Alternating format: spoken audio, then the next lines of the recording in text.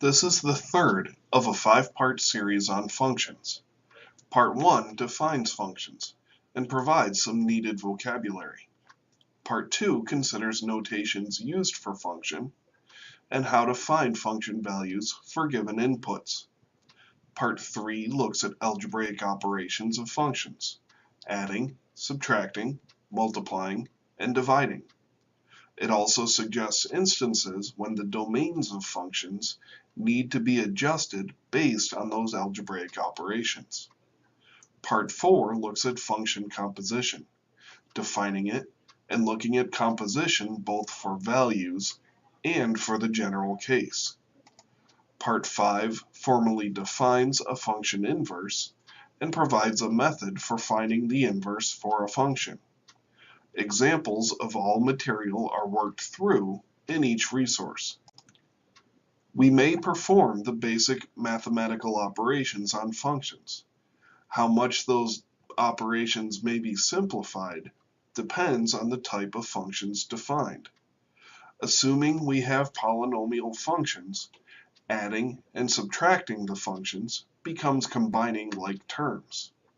We can multiply the functions, or we can even divide functions by writing the functions as a fraction.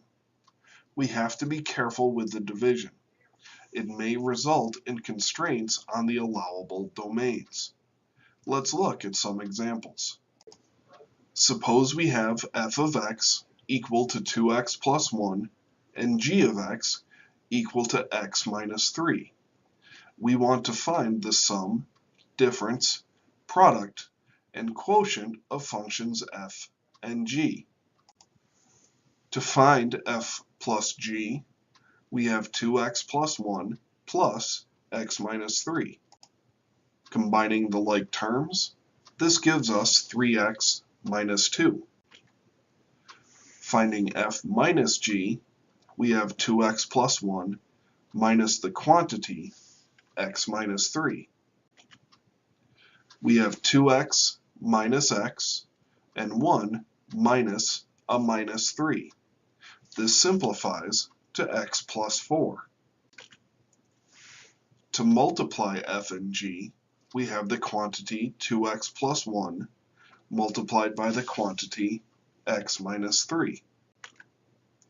Using the traditional FOIL method, this gives us 2x squared minus 6x plus x minus 3. The product of the functions simplifies to 2x squared minus 5x minus 3. For the division, we write the problem as the fraction 2x plus 1 over the quantity x minus 3. We have a variable quantity in the denominator, so we have to worry about undefined values. This results in constraints on the domain. Since we cannot have 0 in the denominator, x cannot equal 3. But what if the functions are not polynomials? What if f of x equals the trigonometric function sine of x, and g of x equals the square root of the quantity x plus 5? What would be the sum, difference, product, and quotient of these functions? The sum is simply sine of x plus the square root. We cannot simplify this any. F minus g is the sine of x minus the square root of the quantity x plus 5. Again, we cannot simplify since f and g are different types of functions. F multiplied by g is sine of x multiplied by the square root of the quantity x plus 5. No simplification is possible. For the division, we create the fraction. Sine of x is in the numerator. The square root of the quantity x plus 5 is in the denominator. We do have to ensure that the function is defined and real. Since we have a square root in the denominator, the expression under the radical must be greater than 0.